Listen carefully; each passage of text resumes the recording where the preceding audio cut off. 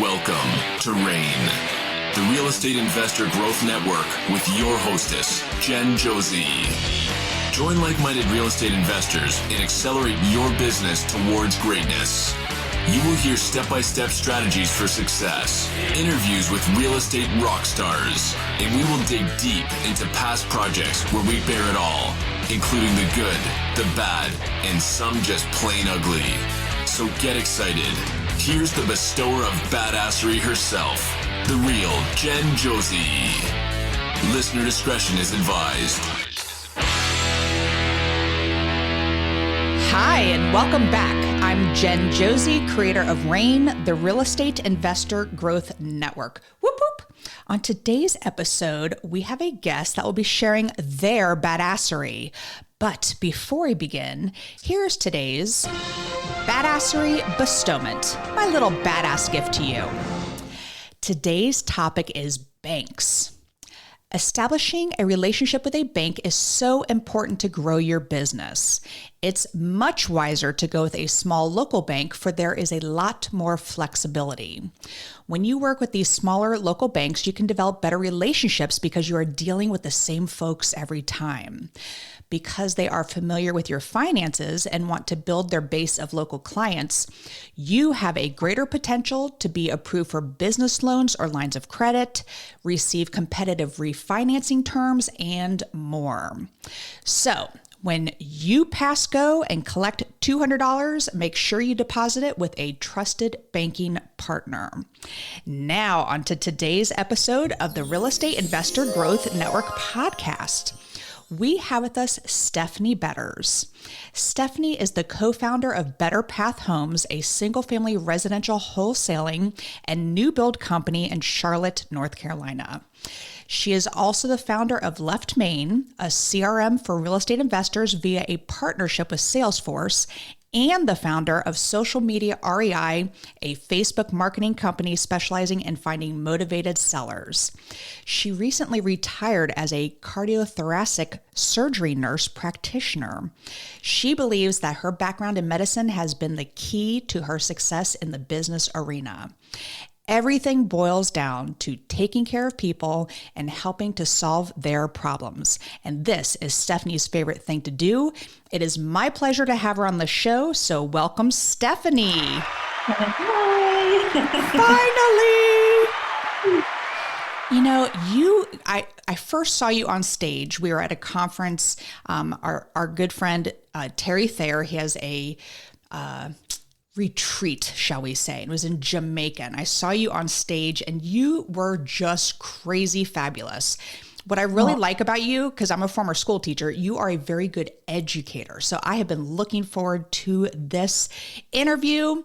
And hello, thoracic surgery nurse practitioner. Oh my, what do you not do? This is crazy. So anyway, give us a little bit more about your background. I had no idea you're my same state. I'm like, why are we not best friends, Stephaine? I don't know. I think it's going to happen right now, though. We have a lot in common. So I like that you said that you hold hearts in your hand and tubes. You stick tubes in hearts and stuff. So tell us all about that. Sticking tubes in people is probably one of my favorite things to do. I'm getting a tube stuck in me on Wednesday, by the way. I'm having my first colonoscopy. Oh, lovely. Yay. So cleansing. So nice. Welcome to the being 50. Okay, great. Not yet, but in a couple months. Anyway, go ahead. Let's hear about that. I'm glad you're doing your screening test. Thank you. Yes. So looking forward to it. Okay, go ahead. So I went to undergrad to be a nurse. I met my husband there in undergrad, fell madly in love, got married right away, and then started working as a nurse in ICU. And I was like, shoot, I should have gone to med school. As soon as I started working, I was like, I am obsessed with the why and medicine and pathology and pathophysiology. I loved it all. And the delivery of care is extraordinarily important, but I was like, oh my gosh, I want to nerd out over all the algorithms and studies. So at the point in my life, I was like, well, I don't want to go back to med school because I'm really excited that I'm a newlywed and I want to have babies. And I kind of found myself at a crossroads. So I decided to go back to nurse practitioner school. And so I worked as a nurse for 5 years and then graduated NP school. And during training, I got to see my very first heart surgery operation. And it was mind blowing and life changing. I was dating my husband at the time. And so I remember coming home and being like, this is my dream. This is all I want to do. This was amazing. I cannot believe, modern medicine. And I can't believe what we just did. And the person woke up and they were just thirsty. That was the first thing they said is I'm thirsty, and I was like, wow, this is what I want to do the rest of my life. So, we graduated out of grad school. We chose Charlotte, North Carolina. I was living, we went to grad school at Stony Brook University on Long Island. And we chose Charlotte specifically for the real estate market because we had flipped a house at that point. Our first house that we bought together was a flip that we lived in. And we loved the Charlotte market. We loved the weather. We loved that there was an international airport right there. Our parents were willing to move down here. Great careers in medicine down here. My husband's a physician assistant. I got my dream job about a year after we moved down here. And that was kind of it for me. I was like, this is great. I can do this the rest of my life. Really, right. Quite amazing. But I will say there was a part of me that was like, okay, I had 3 children. All of a sudden, I have 3 children and I have the dream job and I'm like 28 years old. I was like, really? What do I do now? And I almost hated that I felt that way. Because I was like, why can't I just be satisfied? Like I've worked so hard for this and here I am. And that was kind of my first exposure to like lifelong goals and trying to get out of the sprint and trying to get out of like lifetime growth. And I felt very compelled to continue to grow and to continue to learn. Of course, maintain, which, especially at a high level, it takes a lot of effort to maintain. Right. And maintain what you've earned. So, my husband at that time was like, let's flip more houses, and what we did, it was just kind of like a long-term plan at that point. I was never going to leave medicine. I was just going to just buy some rentals. We'll flip some houses and then have the money to buy more rentals. And that was our long-term retirement plan, kid wedding plan, et cetera. And then we all kind of fell in love with it, of the business of running it and the business of building business. And eventually, very long story short, we got to a crossing roads where, our ROI was 10 times greater outside of medicine. We were able to pay off all of our bills from real estate and then my husband was like, I'm good to leave. He was working in urgent care. He loved it, but it was like, I'd rather have time. Right. I struggled quite a bit with my own identity and my passion for medicine, which is still very, very strong.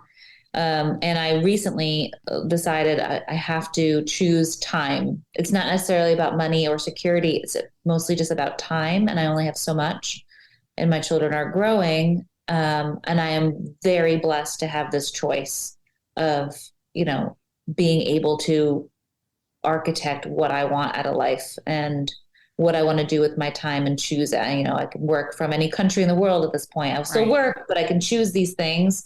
So very painfully came to that decision last year and retired from my dream job. Oh my goodness. And it was very emotional, very big moment, very proud to have been able to do it.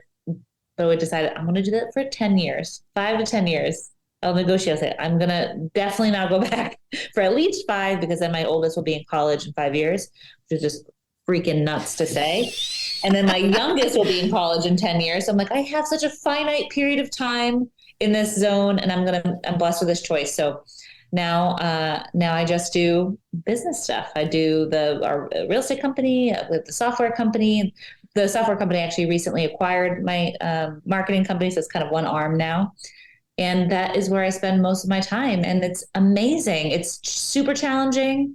I will venture to say that growing business is scarier and harder than heart surgery. Oh my gosh. Believe it or not. That is mind blowing. Yeah. But that's kind of where I'm at now. With quick background. Well, that's such a great message because you can make money, lose money, make money. You can always get it back. You can't get back time. And having those years with your kids and before they go off to college, because man, college age kids, you are old if they're getting, just kidding. I'm old. I'm old now. I sleep wrong now. I just told you how old I was when I'm having done next week. So trust me, I'm older than you.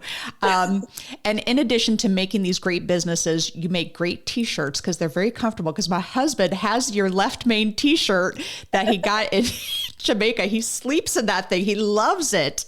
Oh, that makes me happy. I'm all about coziness. It is a very cozy t-shirt. Yes. So, and he's only promoting it to me. Sorry. He's not out there in daylight promoting it. But anyway, let's talk about this though. Cause you told me that, so Left Main is a CRM. So first of all, just dumb it down for the listeners. What does a CRM actually do? Yeah. So CRM stands for Customer or Client Relationship Manager. So essentially what it does is it becomes your hub, your center point of managing all the moving pieces in your business.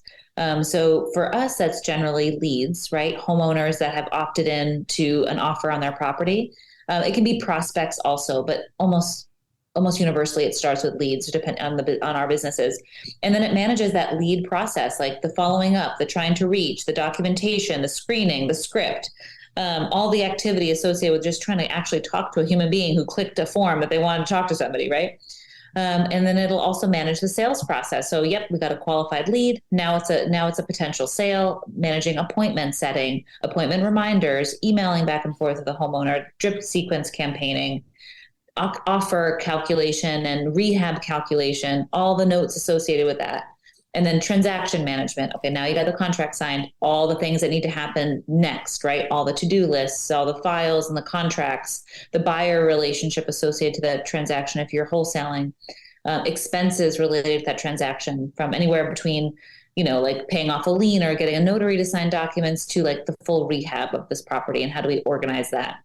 And then there's a lot more with marketing management, campaign management, contact management, like with buyers, agents, et cetera. So essentially what it becomes is, and one of the reasons why it's called Left Main is because it's your lifeline. It's the very center of the wheel that helps keep all of your business in a system and in a process that's repeatable and predictable.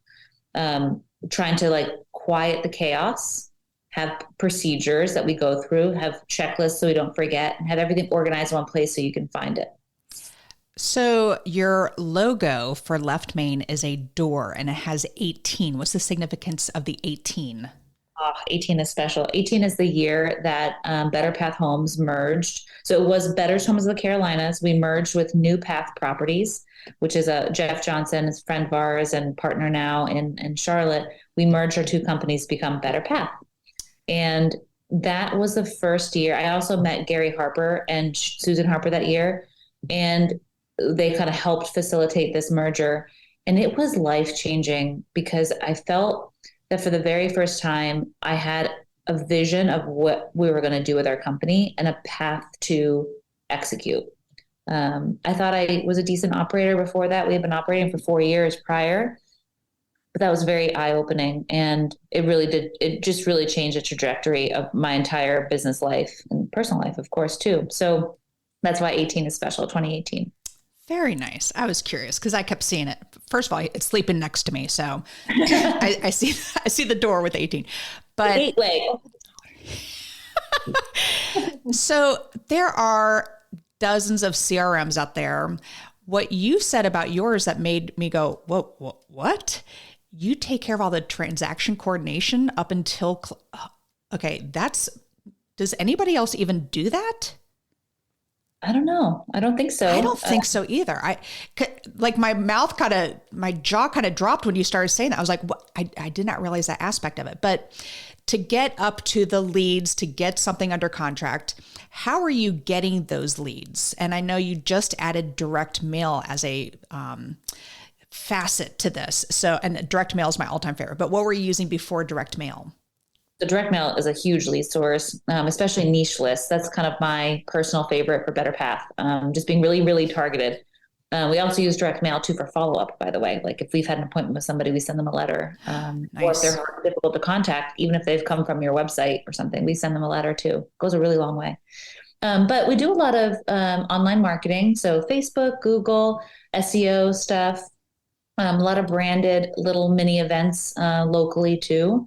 just trying to reach different communities like the flea market. You'd be shocked. That's a really great place to advertise and pick up some leads. What else? We do cold calling. We just recently started cold texting, which is kind of funny. Cold texting has been around for a really long time. But we've been kind of cautiously watching because texting, as you know, has gone through a lot with like the A2P stuff or whatever. But yeah, cold calling is a huge one too for us. We'll see how texting goes. But we try to do at least our what I've learned over the years is the kind of the key is to have 3 different lead sources or more running efficiently. And then it just kind of depends on which month is the lead source that's winning, you know? So I'm very picky about the mail that I send. I don't do any cold calling, anything like that. I like the leads coming in. So my area of focus is direct mail. So tell me about this direct mail aspect now that you've added, because that's going to be tough. This was an 18-month build. It's like 2 babies grown and birthed. It was a very long time. So what this does essentially is allow you to organize all of your mailing lists. I'll back up for just a quick second and say one of my biggest frustrations about our industry is that we are so segmented. We have so many different pieces that live in lots of different places, like, you know, from phone systems to project management to mailing lists. Like I can't tell you, I had at one point like hundreds of different spreadsheets all over the place. Google Drive, my local device in various stages of being scraped and stacked, and it's a freaking mess. So the idea with Left Main in general is like, let's just reduce chaos and bring it all in one place. And that way we can actually see stuff and not lose stuff. So it's kind of the same concept with direct mail. Let's start by getting all of your prospect lists in one place, which would, in the way we have it set up with campaigning, this will auto stack them so you can see people in different campaigns. And then I want to be able to manage how many pieces are being sent out and then like very explicitly track them.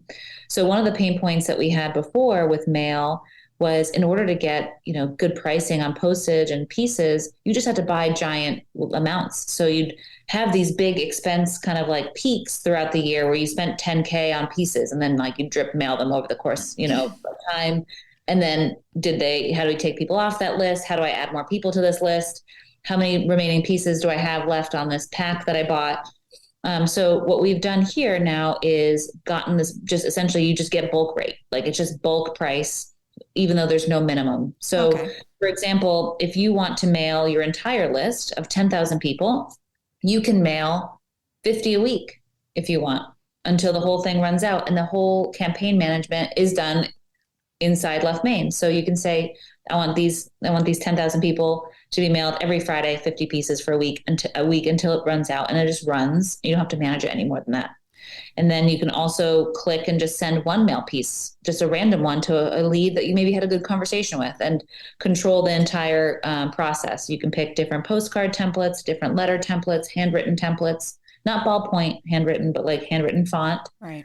And customize everything from the different fonts to the layout to the text to the color, all in one place. So like you literally click and get previews in 15 seconds. Like I wanted to make it as simple and easy as humanly possible, and make it all what I call like API-ified, where computers just talk to each other and we stop trying to like fuddle in the middle. So I love that. What is there a difference in what the postcard costs if you send out one or if you send out 10,000? Nope. And how much to send out just one postcard?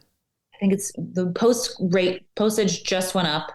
So I believe now it's 55 cents for a sent postcard all in. Printed, everything, etc. Okay, very nice. And then that's a stamp, live stamp. I'm sorry, say that one more time. That's with like the live stamp. Oh, nice. Oh, I like that. So one of my pain points is if I set up a mailer, for example, and it's going out, it's going to have 5 hits. And someone calls me after the second hit and stop sending me postcards. Are you able to stop that and then remove them from it? Just click not qualified, or like do not mail, and then bye-bye. Yeah. Because literally I have to go through the one that I'm using right now, which is free through my coaching program. So just why I'm using that one. But I have to physically remove them every single time. It's such a pain in my rear end. So good to know that yours does that. And what about designing postcards? What if I wanted to design one? Could I upload it to your program? Yep. Well, so yes, you can. If you have a very specific one with like how you have lines on your postcard or like logos or pictures, then you have to send us a quick email. Generally, it's a 1 week turnaround time for that. Or you could use our builder when you do it, and the builder has like it's a blank slate, except for like I want a right hand corner picture of me and the left hand corner picture of this. You can't quite canvas it completely, but the layout is there. So if you want, I want this text, I want this color, I want this font. I want this logo, I want this, or I want this picture based on like the template, then you can do it. It's almost complete. It's essentially 100% customizable, opposed from like those, like you can't just like add a border, you know what I'm saying? But if you want to have a piece that has a certain border, then you just have to wait a week and we'll turn it around and upload it. And can you change the verbiage? Oh yeah. Okay. Cause like the ones that come on the program that I use, it says like urgent message, call us today. And if I got that, I'd be throwing that in the garbage immediately. So I'm a little bit more laid back on mine. I don't say call today for your all cash offer. I say, call us today. Once we complete a walkthrough, we can present an offer within 24 hours. And that kind of gets rid of some of those jerks that say, how much you give me for my house? So right, exactly. I love that the user gets to change and be able to make it their own. So I love that. That's very good. So all kinds of different templates. So like one will have a Google image of your property. One won't have a Google image, just your text. And some will be a little bit more branded, then others will be a little more like no logo on it. So you can kind of choose what you prefer. So let's go back to that for a second, because a good friend of mine, he no longer works for them, but excuse me, it was a Deal Machine. So I'm sure you're familiar with Deal Machine.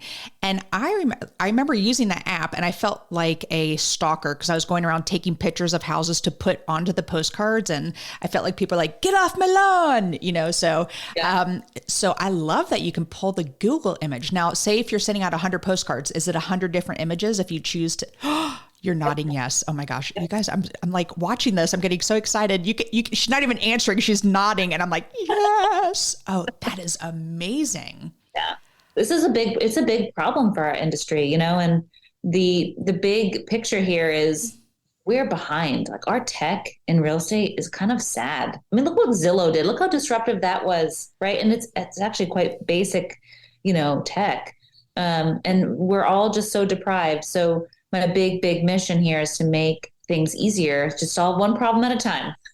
Well, I think that's great, because the first first property that we ever had under contract, and we ended up wholetailing it. It was in Rocky Mount, North Carolina. I don't know if you know that area, but it was further out. And so, but I received a postcard in the mail with a picture of the property on it. I was like, oh, that is the coolest thing I've ever seen. So, and I'm still friends with that wholesaler to this day. But anyway, I could geek out over this. I love that you have direct mail in there. I want to kind of change topics here and talk about working with your spouse. So sure. I work with my husband as well. I actually have a presentation called I Slept with My Business Partner.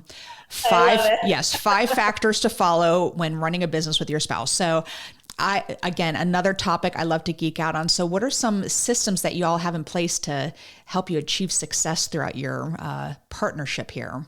Oh goodness. We struggled quite a bit with this.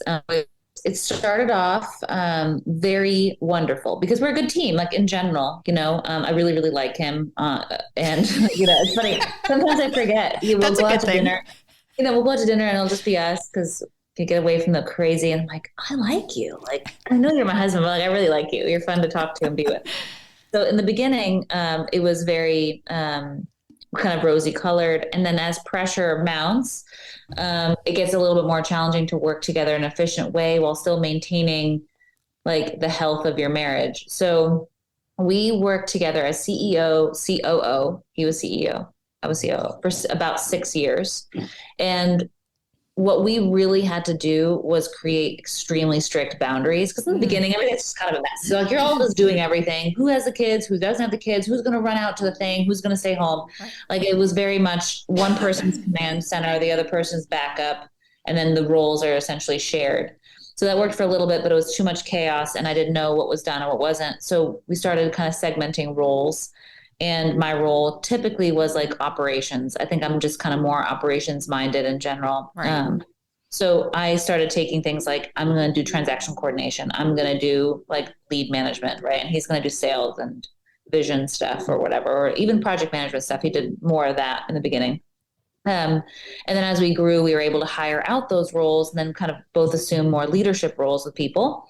And then that was challenging because we were like a two-headed monster. People just didn't know who to go to. And, they kind of just like, I think just like who to ask to like get the answer you want, so that became challenging. Then we had to be very specific about who is like, what's the line of command here, like who talks to who and who's going to make decisions and how do we get along if we disagree in front of a group of people? Because as you know, you spit the truth with your spouse, right? Like you'll tell them like, no, that's stupid. I don't want to do that. And you can't say that in front of a group of people because then like they're like, wait a minute, are mom and dad fighting? What is it? Exactly.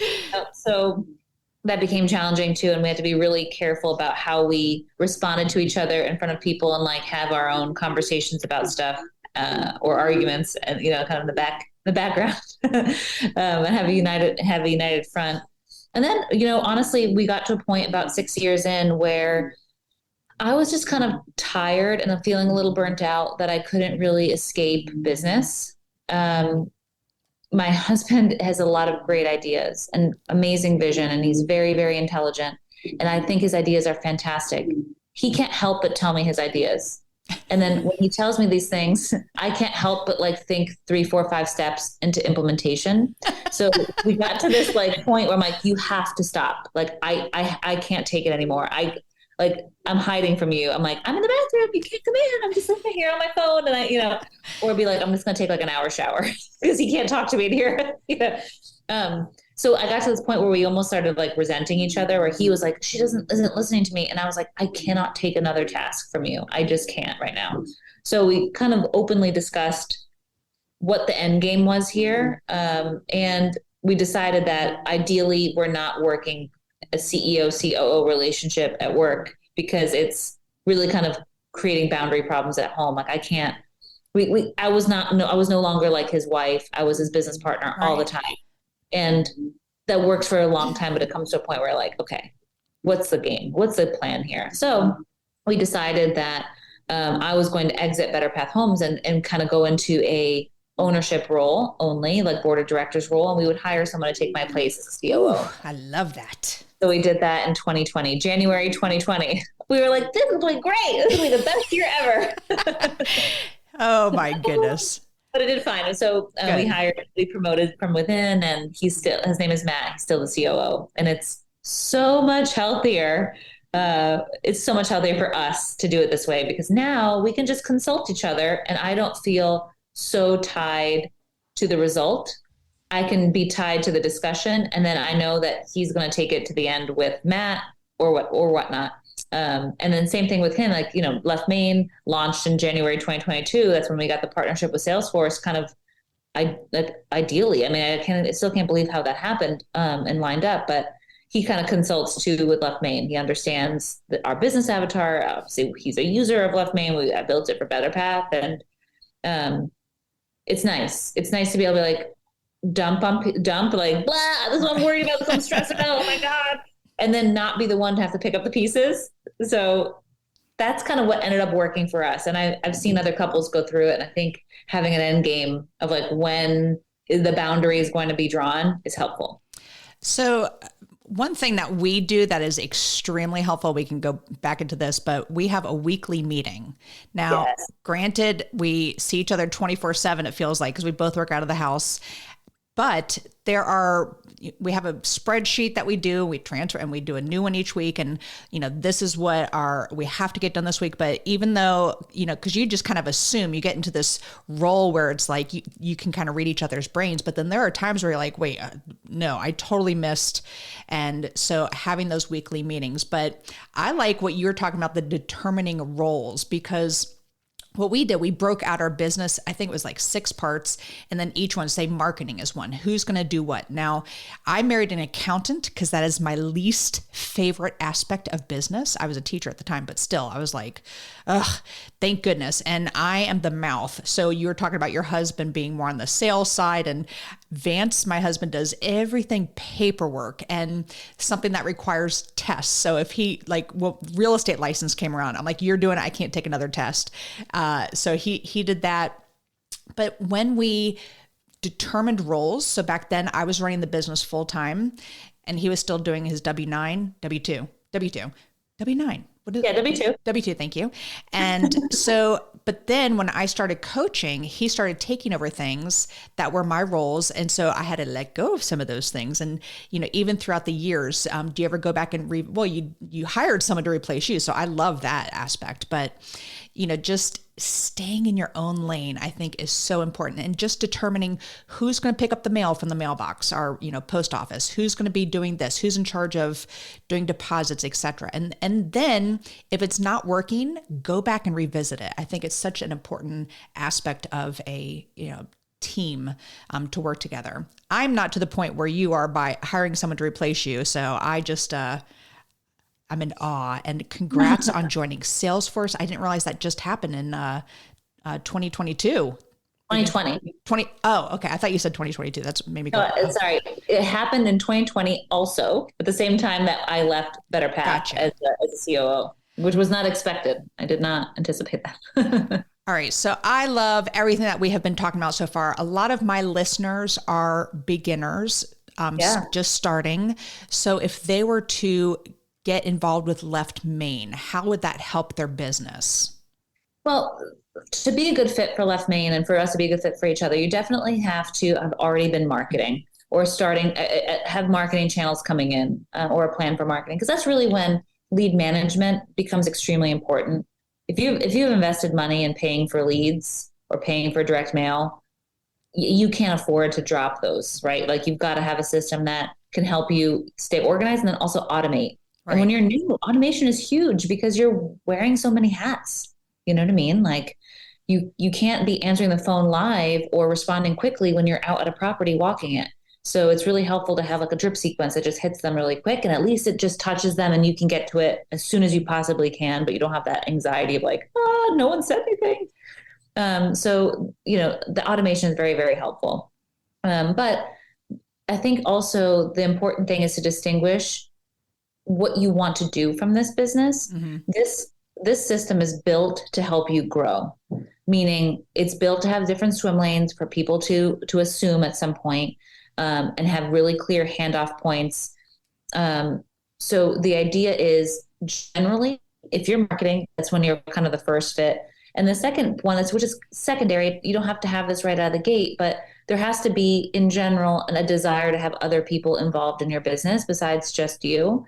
That can be some VAs, that can be your spouse, it can be people you hire locally, it can be whatever. But the idea with this is to kind of start forcing business instead of chaos or hobby. It's a very clear change. And that can be a little bit jarring for people because it kind of forces you to have a business process and a system, and it forces you to ask these questions like, what happens next? What do you want to happen next? Right. And then, which I love, and I love seeing that light bulb go off because that's what you should be thinking about as a business owner, right? Like, what should happen next? What do I want to happen? What's the ideal situation? Like, you're this forward thinking, forward planning instead of like the chaos of like, shoot, I never called that title company, So how do you want your business to run? And we of course have a system that's built for that. And then you can of course edit that. How do you want your business to kind of, what's your unique that you want to be a part of this? So with those things considered, that's who this is the right fit for. You don't have to be huge. You don't have to be, small. Just those two concepts, people working for you and money spent on marketing. And the biggest challenge in real estate can be just finding the deal. I have students who keep pouring more and more money into education, but they're not taking that first step. So I love that. I love that you have the checks and balances. So we got it under contract. Now what? And you already have those steps in place. That is amazing. What a great product. And how do people find it and start using it in their business? Yeah. So you can go to our website, leftmainrei.co or .com. Both will work. There's a pre-recorded demo there if you just kind of want to see what it's about. And I think it's a 20-minute video you can watch. Or you can book a demo call. We'll walk you through it and ask and answer specific questions for you and your business. That's probably the best way to take a peek. Well, listeners, you've got to check it out because there's nothing like it out there that's going to take you from finding a property all the way to closing on the property. Do you have contractors that will go out and flip the property for you? I'm just kidding. Well, not as part of the system. I do. I don't go to houses. I couldn't even tell you where the houses are that I own anymore. Oh my goodness. All right. So you heard me do a badassery bestowment. So do you have a little piece of nugget that you can share with the listeners? Oh gosh. Okay. So I have a little slogan that helps me on really difficult days. That's kind of where it all started. But my little personal slogan is, you can eat problems for breakfast. And excellent. I have to remind myself of this sometimes because it's just kind of one of those things that you can do it and you can do it and you've done it and you will do it again. I like to start my day by remembering that I can wake up and I can just take that problem one step at a time. And I'm so good at solving problems, I will eat them for breakfast. Right. And what I do, of course, is like I pump myself up with this, but it also normalizes the fact that there are going to be problems. Problems are not bad. An obstacle isn't bad. It's a direction. It's a sign, right? Like that something is working or that something needs to be changed. Something's not working or something needs to be changed. And that should never, ever stop you.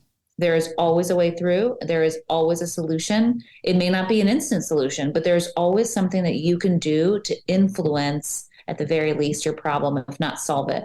So I need to tell myself that sometimes, because sometimes you just feel drowned, completely drowned by problems, and you get to feel down on yourself. Like, can I actually?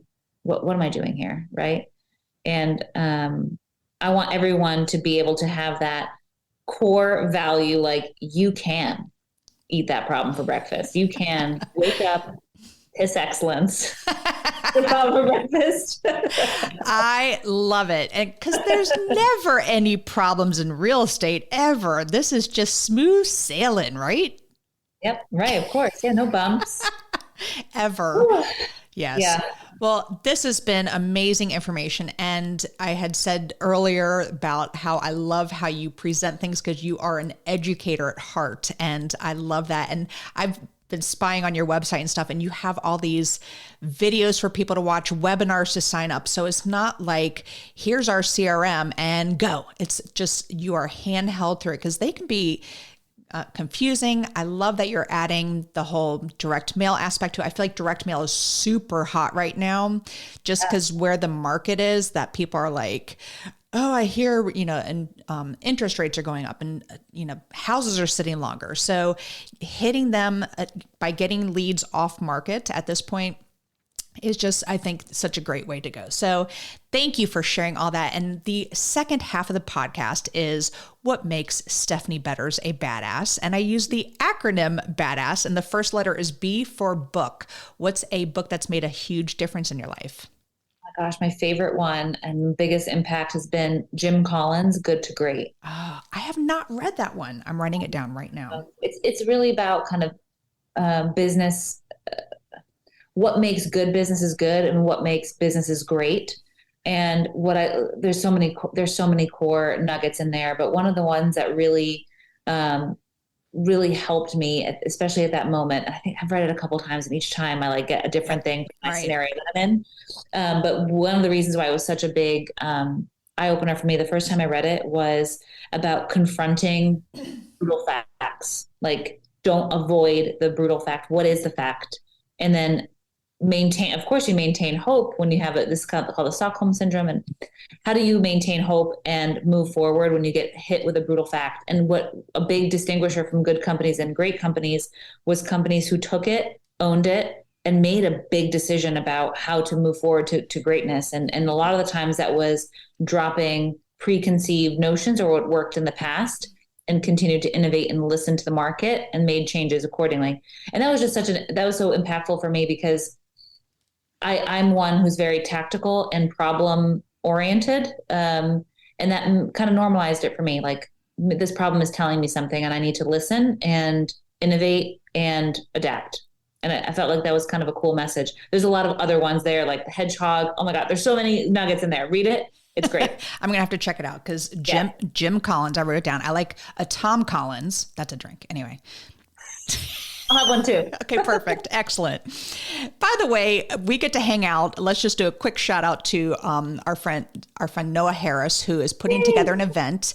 It is in South Carolina in Columbia. It is the Re-Up event. And Stephanie is you're speaking on a panel. I'm speaking on stage here. It's going to be an amazing event. It is March 11th and 12th. Am I correct in saying that? Okay. Yes, I believe so. Yep.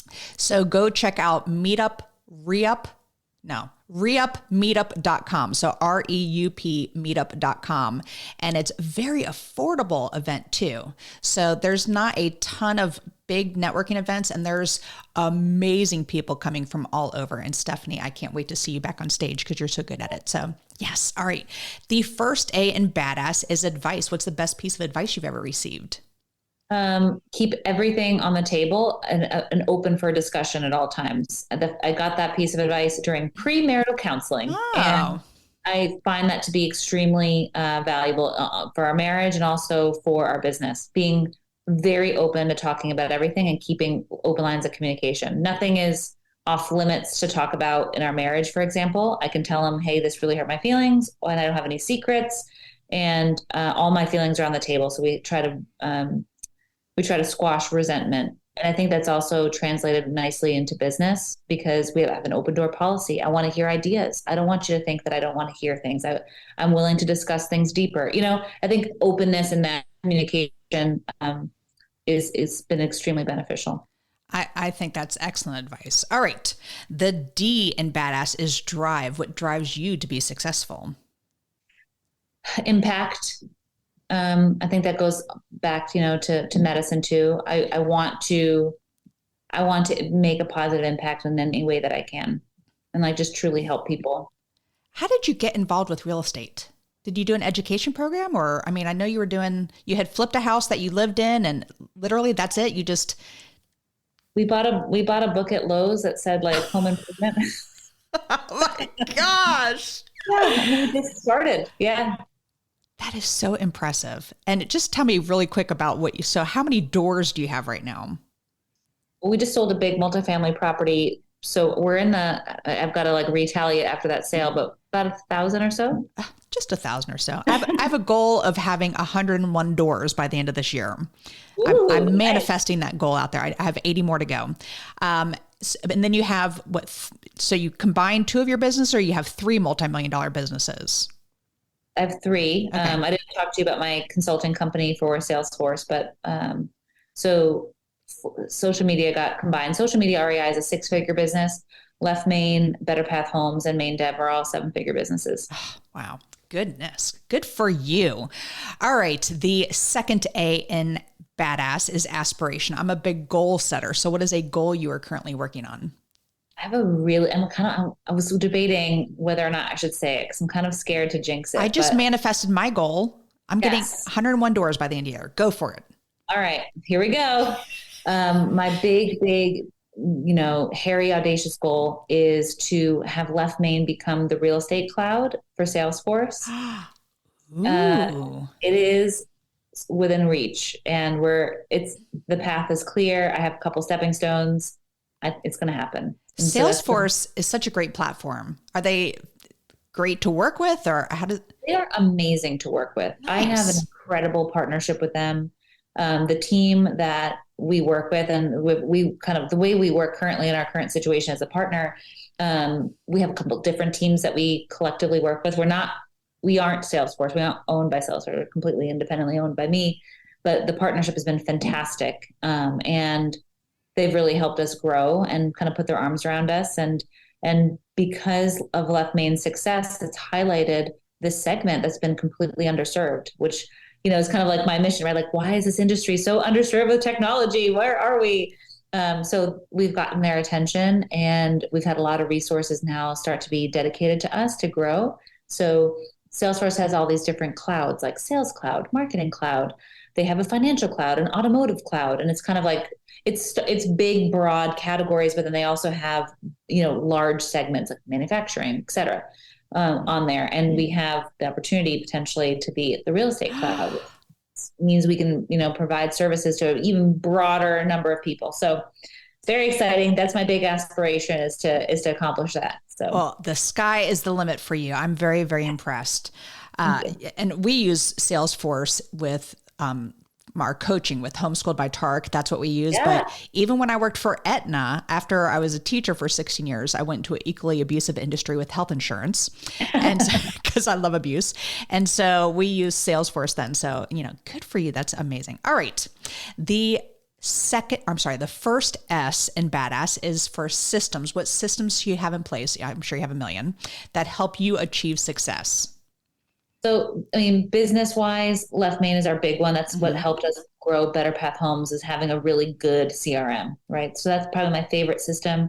And then on the personal side, systems, it's very simple. I have 3 big things that I need to do every day. These are my 3 non-negotiables. There's only allowed to be 3, never more. Right. I guess there's been a couple times where there's been like 1 or 2, but I hit those goals every single day, no matter what.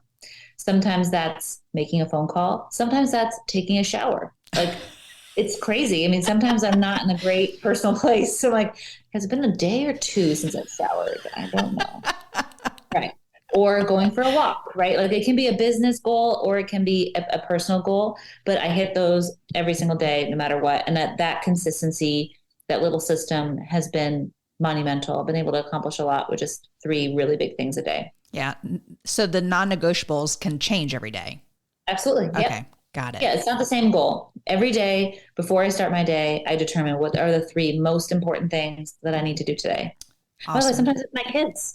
Oh, they are here too. those little people. Living and eating out of your kitchen. All right.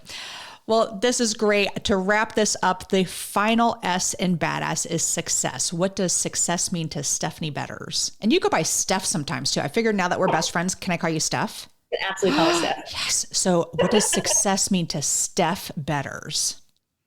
I have a kind of an existential answer and then like a simpler answer, but success to me means actually making a difference. My first exposure to that, like, what does that mean to make a difference?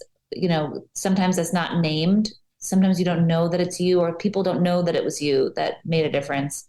The first time I ever felt so successful that I just felt like blissful was when I started working in surgery, and I overheard a family member say, "Thank God we got here in time." And, that to me was like, I was part of that reason why someone like thanked God, like, thank God you were here. Thank God I said something, that kind of impact where somebody, it's not necessarily you, right? Like, no one's going to say like Stephaine Betters saved my life. Like, there's probably 2 times that you could say that. That's, first of all, plenty for me, but that I'm just looking to make an impact enough that it makes somebody just grateful for something bigger, like that makes them thank a higher power or just feel connected and like felt like things like lined up for them personally, like that you were part of that process that lined up the universe for them. You know what I mean? That is when I feel successful. That's like my true bliss. That's all I need. Well, I know you are making a difference in so many people's lives. And so I truly appreciate you and thank you for coming on the show. It has been such a pleasure getting some one-on-one time with you.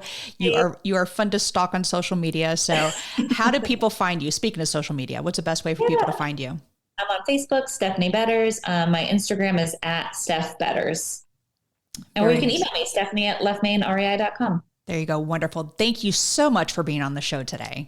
Thank you for having me. This has been so fun. We're best friends now. We're besties. Yay. So that is all. Thank you for listening, and we will catch you on the next episode. Now go out there and share your badassery. And don't forget, make it a great day. Take care. Bye-bye. Whoop, whoop. Thank you for listening to REIN, the Real Estate Investor Growth Network. Be sure to subscribe on your favorite podcasting platform so you never miss an episode.